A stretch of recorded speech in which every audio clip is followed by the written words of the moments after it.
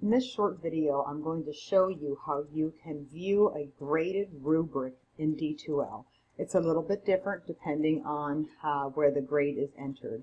So let me start with where you can view a rubric for an assignment that is graded. So this would be something that you're getting a grade for that was not submitted to a Dropbox. In order to get there, you would go to the Assessment tab and then to Grades. Now, a feature of D2L that I don't like is that it does not give you your final grade. So it's going to give you your individual grades, as you can see as I scroll through. And this is actually a page that I have when I enrolled myself as a student in a course. You can see that it can give you your grade on an assignment, but there's nowhere that it's going to give you your actual grade. But it is going to tell you right here under points. So this says 642 out of 650 points. And that is the same as saying 642 divided by 650. And if you click on that calculator button, it will go ahead and show you a shorter thing that you don't have to scroll through quite as much. Again, here's your final calculated grade. So you may look at that and say, well, but what's my grade? So it's the same as saying 642 divided by 650. So you can either pull out a calculator or you can grab a handy old pencil and piece of paper and do that division.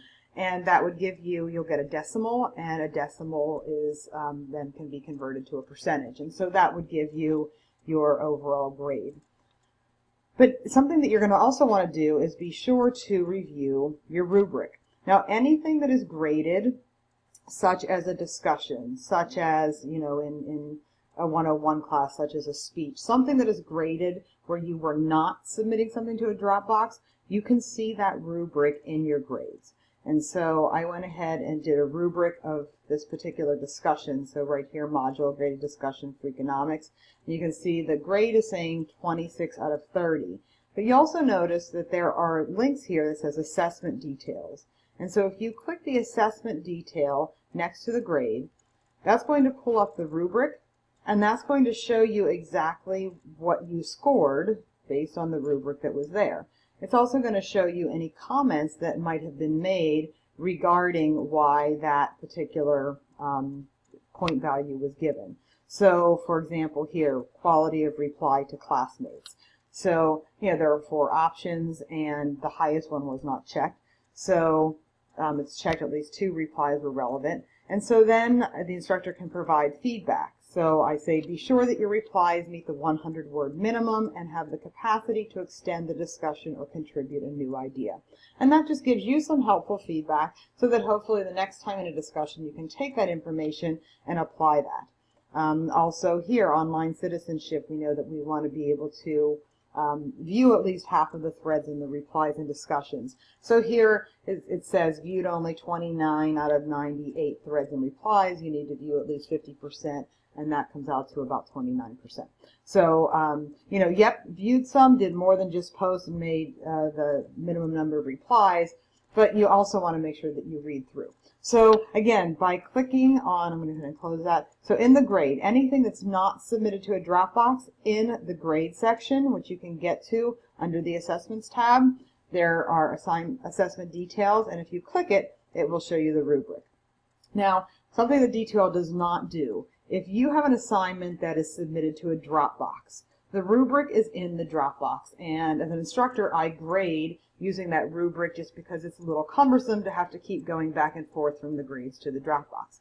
But that graded rubric does not transfer into your grade section. So anything submitted to a Dropbox, you need to view the rubric in the Dropbox. So let's go ahead over to the Dropbox. Again, that's under the Assessments tab.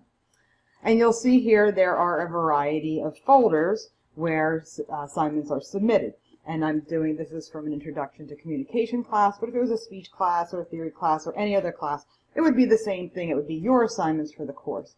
And so you notice here there was an assignment that I had submitted, and right over here on feedback, there is a tab there that says view. So you can view the feedback.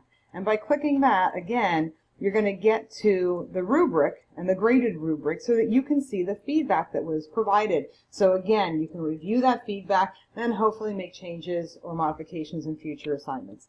And so anything that is submitted to the Dropbox, the rubric, the graded rubric, needs to be viewed within the Dropbox.